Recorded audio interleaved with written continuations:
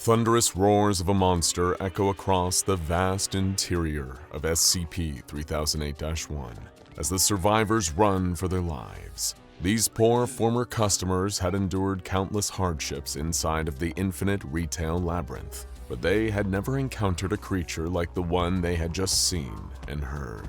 It was a regenerating monster capable of tearing through the towering, faceless giants that could so easily dismantle the body of a human being. The top of the food chain of this place had shifted, and the survivors were well aware that they were still on the bottom. There's nothing like a world-famous department store to pique the curiosity of the human condition.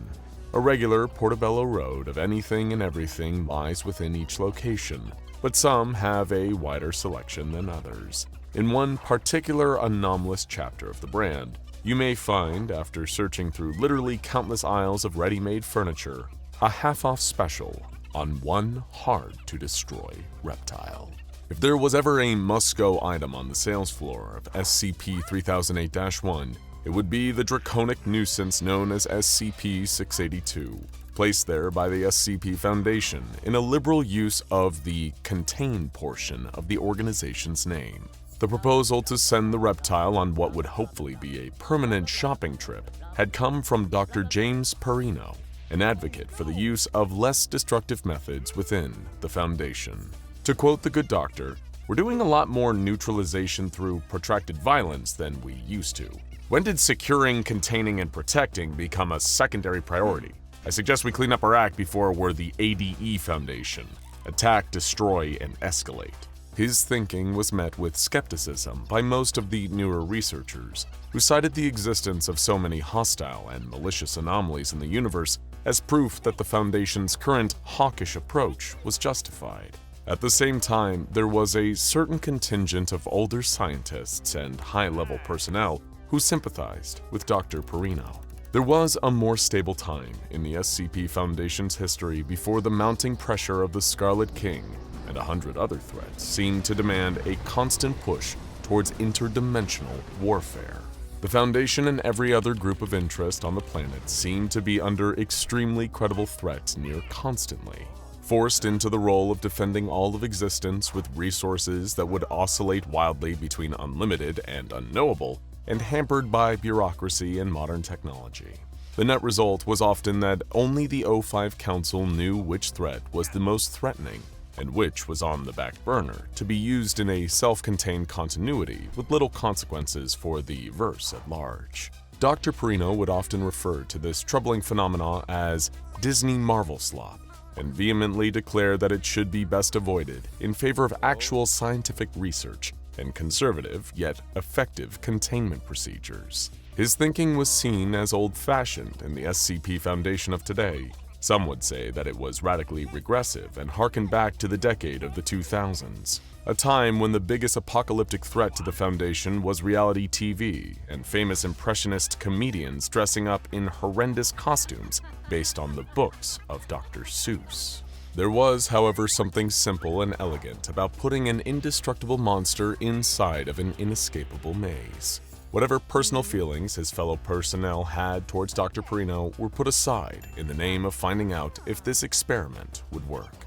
"Put the lizard what can't be killed in the store what can't be gotten out of," Dr. Perino said. "This job really is as simple as we make it." When making preparations for the proposed containment of SCP-682 within SCP-3008-1, the SCP Foundation temporarily increased the pH levels of the vat of acid, which usually contained the hard-to-destroy reptile. This sudden surge of corrosion left SCP-682's body mass severely impacted, inducing a temporary state of unconsciousness. The window of time where it would be safe to move SCP-682 had opened, but with the creature's signature resilience, it would not remain that way for long. SCP-682 was lifted from the chemical vat via an acid-resistant crane and set down in its damaged state on a durable yet lightweight tarp on the floor beside it. There, an entire team of Mobile Task Force agents injected the unconscious 682 with a myriad of sedatives and tranquilizers. This was an insurance measure meant to keep the regenerating beast down for a little bit longer than usual by forcing its biology to adapt to multiple forms of disruption at once. When it did awake, the hard-to-destroy reptile would enter a longer period of immunity to every drug utilized on it. But for now, its unconscious body was fighting to reduce the effects of all of them. As the sedatives worked their magic, the MTF agents picked up the tarp and hauled SCP-682 outside of Site-19 and into a temporary titanium alloy containment unit that was just large enough to hold its body without giving it room to move. The unit was attached by hooks to 3 black stealth helicopters, and as soon as 682 was inside and the exterior was sealed, the helicopters took off for the location of SCP-3008, the Infinite Ikea. Waiting there was a convoy of D-Class personnel who had been given a single instruction: when the lizard sees you, run into the store for safety. The intention was at least one of the D-Class personnel would make it through the doors of the Ikea, which would compel SCP-682 to follow it. Other methods were considered to ferry the creature inside the store, but most involved the possibility of losing some expensive and hard-to-replace vehicle assets to the extra-dimensional space of SCP-3008-1. The method involving the D-Class was the most straightforward and, in Dr. Perino's opinion, had the most classic SCP Foundation charm in its implementation. SCP-682 remained thankfully unconscious throughout most of the transportation process, but it began to stir within the titanium containment unit as the trio of Foundation helicopters entered the airspace above the empty parking lot of SCP-3008. Its limited range of motion within the metal cage delayed its inevitable escape, but even the spinning of helicopter blades could not disguise the reptile's cries of anger. "Sleeping Beauty is waking up," said one helicopter pilot over the radio. "It's time we dropped her." All 3 helicopters engaged a remote untethering device on the containment unit, which sailed down into the parking lot and landed with a resounding clamor. Seconds after the impact, a series of compact C4 explosives were detonated from inside the unit, blasting it open and enraging and disorienting SCP-682 in the process. While the effects of the acid at Site-19 had mostly worn off, along with the sedatives and tranquilizers, SCP-682 received enough damage from the blunt trauma of the fall, as well as the bombs for its body, to start adapting to the possibility of further artillery fire.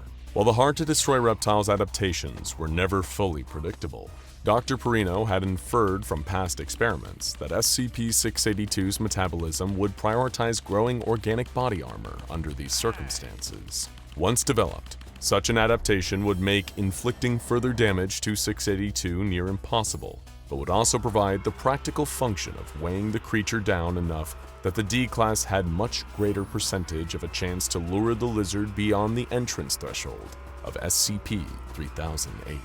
Inside of the liminal space of SCP-3008-1, any amount of body armor that SCP-682 possessed would be next to worthless in aiding its escape. The most arduous part of the experiment was over, and now it was time for SCP-682 to truly meet its new furniture-filled prison in SCP-3008. As the armored-up reptile rose from the concrete, the D-Class personnel were deployed from the convoy truck, which immediately drove away from the location. The D-Classes did as they were told and ran for the store, but when the alternative is being mashed into human paste by a walking fortress of teeth and claws, what choice was there really? There were a few of them that didn't manage to reach the doors of SCP-3008 before 682 mauled them, and by a few, we mean 60% of the present D-Class personnel did not get away in time. The remaining portions were pursued into the building by SCP-682, and soon all of them had entered the much larger depths of SCP-3008-1. The D-Class and SCP-682 were separated from each other, as the interior of the Ikea seemed to grow beyond all known reason and perception. The entrance where all of them had entered was absolutely nowhere in sight to any of these newly trapped beings. A wave of confusion and panic reverberated through the ranks of the D-Class, who felt like they had come out of the frying pan and into the fire. If the frying pan was a killer reptile, and the fire was an endless liminal abyss from which there was no possibility of return. SCP-682, on the other hand, had no frame of reference for how a retail outlet was supposed to look, and did not notice anything off about SCP-3008-1. This was especially true because the interior of the space was currently in its so-called day state. The fluorescent lights were on throughout the store, and this meant that the uniformed humanoid inhabitants of SCP-3008-1, SCP-3008-2 were not aggressive in their behavior. This did not stop SCP-682 from tearing into SCP-3008-2 whenever it saw an instance of them. If 682 could type or hold a pen, it could write the book on aggression.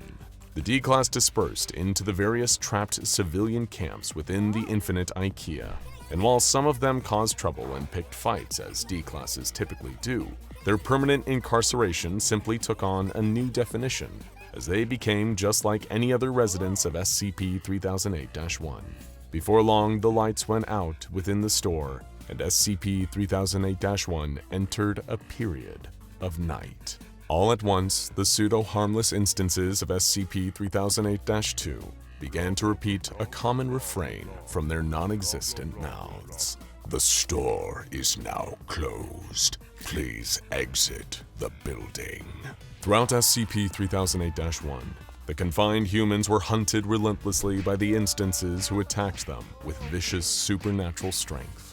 SCP-682 found itself cornered by the now active SCP-3008-2 as they emerged from between the furniture sets to pummel the reptile with their long, sinewy arms. The body armor that SCP-682 had developed earlier was still in effect, but because it was adapted to defend against ballistics and shrapnel, the bludgeoning blows from the instances could still throw off SCP-682's balance. "These things are even more disgusting than humans," 682 thought to itself as it weathered the barrage. Perhaps it was because of the erratic movements of the SCP-3008-2 instances, or their more active control over their muscles, but the faceless giants seemed to be more durable in the night state than they were in the day state. SCP-682 was unable to bite all the way through the limbs of the 3008-2 instances, so it settled instead for chomping down on the long arm of one of the instances and swinging it back and forth like a dog's chew toy. There was always a method to SCP-682's madness, because the killer instinct that the hard-to-destroy reptile tended to act on was razor-sharp and ultra-practical. Some researchers believed that its cerebral capabilities were exactly as plastic as its biology, hindered only by the seething contempt and drive to dedicate every thought to destroying other forms of life. This may have been the reason why 682 held fast to the SCP-3008-2 instance that was in its jaws and used it expertly as a flail against the rest of its ilk. As strong as the instances were, there are few beings that can stand after being hit hard with an object of its same size and relative density. The overall damage to the instances from being repeatedly bashed with another instance was not severe, and since they were even more controlled by raw instinct than 682, the fight continued at a relative stalemate for hours on end. Neither SCP-682 or the small army of SCP-3008-2 seemed to receive any inhibiting wounds, and when the lights came back on in SCP-3008-1, there was no clear victor. SCP-682, true to its nature, did not stop its ceaseless offense. It didn't even react at all to the interior of the store changing between night and day. Though 682 did find the passive instances of SCP-3008-2 a lot easier to inflict damage on, their bodies had a rubbery quality that reduced the potency of the bites and claw slashes the reptile tried to rend them with. The fact of their passivity also presented SCP-682 with a unique hurdle towards beating them in combat.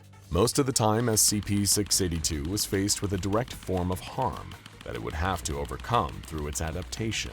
In the majority of its previous bouts with other anomalous beings, the hard-to-destroy reptile was able to claim victory by using its opponent's greatest strength against it. This sounds like the principles behind the martial art and competitive sport judo, but it's way more akin to the way that the video game character Kirby sucks in his enemies and wears a hat that bestows their powers onto him. In this case, however, the instances of SCP-3008-2 were too durable to destroy, without a great exertion of effort on SCP-682's part, and didn't retaliate in a way that would activate 682's adaptive qualities. The body armor faded fast, as well as any other adaptations that SCP-682 had made the day prior. It had returned to its still quite powerful base form, and would remain that way until danger actually showed itself. The nights were only slightly different, as 682 would find itself in another stalemate of protracted combat with whatever SCP-3008-2 instances were in the area. The creatures hit hard, and SCP-682 did need to resist them with force, but their countless numbers meant that even when one of the rubbery and durable humanoids gave out, two more would take its place. This endless struggle was how the reptile's time inside of SCP-3008-1 continued for many days and nights. It fought with the instances and made little headway in reducing their numbers. The consistent duration of time in the cycle of the fluorescent lights became second nature to SCP-682, and its primitive yet highly canny brain soon fully adapted to this atmospheric clock. It was no longer even thinking of how to escape from SCP-3008-1. In fact, the idea may have never crossed its mind from the moment it set foot within the space. Dr. Perino's bizarre and novel plan just might have contained the hard-to-destroy reptile in a different reality for good. Containment notes would need to be updated, of course, and there was still the matter of evacuating as many innocent civilians as possible from SCP-3008-1 without crossing paths with SCP-682. Overall, though, the experiment was a success, with one major caveat. You see, the day-in and day-out struggles of SCP-682 within the Infinite Ikea had seemingly broken something within the reptile's spirit. The drudgery of a perpetual existence amongst the furniture had caused it to develop an employee's uniform, not dissimilar to those worn by SCP-3008-2. When SCP-3008-1 was in its day state, 682 would cease all fighting and simply walk amongst the aisles. In the night, its aggressive behavior would return, and it would parade through the store attacking anything in its path while shouting, "You want to talk to the manager? I am the manager!" Now go check out how to actually kill SCP-682 or SCP-682 termination testing for more.